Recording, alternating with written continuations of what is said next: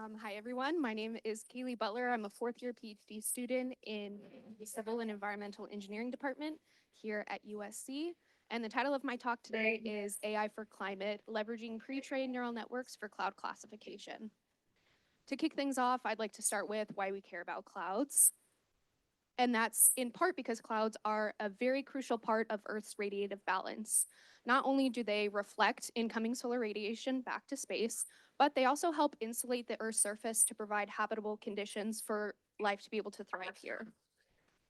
Unfortunately, these clouds are very difficult to model, and this has consequences when we try to make projections into the future for what the climate's going to be like. So we dive into one specific piece of solving this puzzle, and that's cloud morphology. The cloud morphology broadly describes the overall organization of clouds. So that includes how densely packed together they are, what their reflectivity is like, and in part what type they are. So are they fluffy, cotton ball cumulus clouds, or are they more wispy, high altitude cirrus clouds? And cloud morphology is influenced by meteorological and microphysical conditions. So you can think wind speed would probably have an impact on what cloud morphology looks like, as well as how much water is present at that space and time. And cloud morphology also has implications for radiation and cloud lifetime. So how much of that radiation is reflected back into space. And also when we're thinking about cloud lifetime, it's really important to think about where and when a cloud either evaporates or precipitates out. So luckily, a bunch of experts and scientists got together to hand label these scenes of cloud morphology. And I know this is a morning presentation, and it's a little bit early, but just stay with me as I go through these like very technical classes of cloud morphology.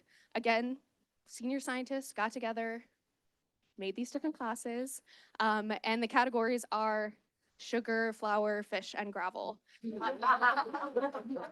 I joke and I kid, but really, these scientists really wanted to kind of take off those hard constraints that we have now for labeling clouds, like those cumulus and cirrus categories that I talked about.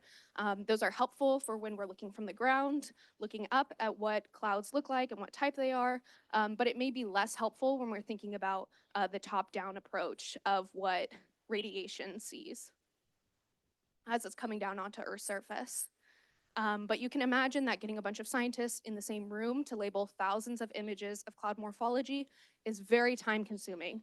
So the question becomes, are there quicker ways to classify? And computer vision presents one possible solution for answering that question. And it's kind of difficult to see here on the screen, but this is a supercomputer at Google.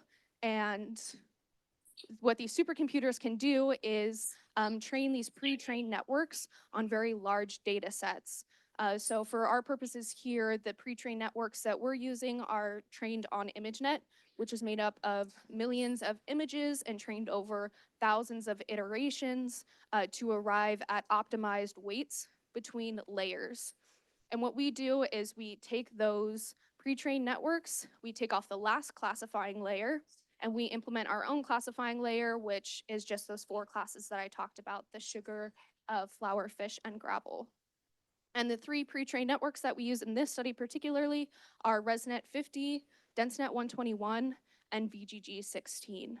But to really assess the utility of using these highly expensive pre-trained networks, we also need to have a methodological baseline. So we use a simple CNN for that, the structure of which is shown here, and you could just see the difference between the architectures here. Our three-layer convolutional network with one dense layer and the scale of these other pre-trained networks. And what we find is, you may not be surprised, that ResNet 50 performs the best for categorical accuracy on unseen test data. But our simple CNN doesn't perform half bad.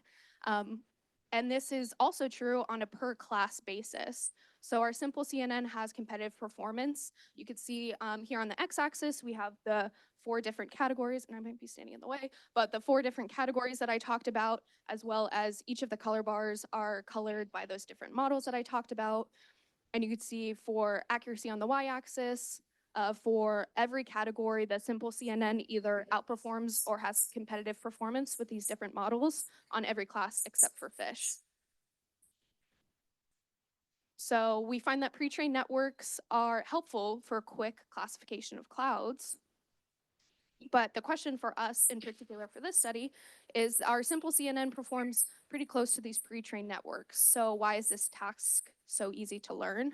And that might be, maybe there's, these 4 categories. It's not really a tough task to separate into 4 categories, or maybe just the spatial features of those 4 classes are very distinct and easy for the simple CNN to learn. But in a broader sense, I think the question becomes, where else can pre-trained neural networks be applied for computationally inexpensive classification? And if you're thinking about a computer vision issue, this might be a good place to start.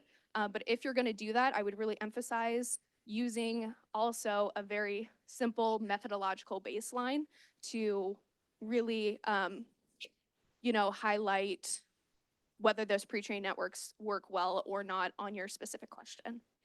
And that's all. Thank you very much.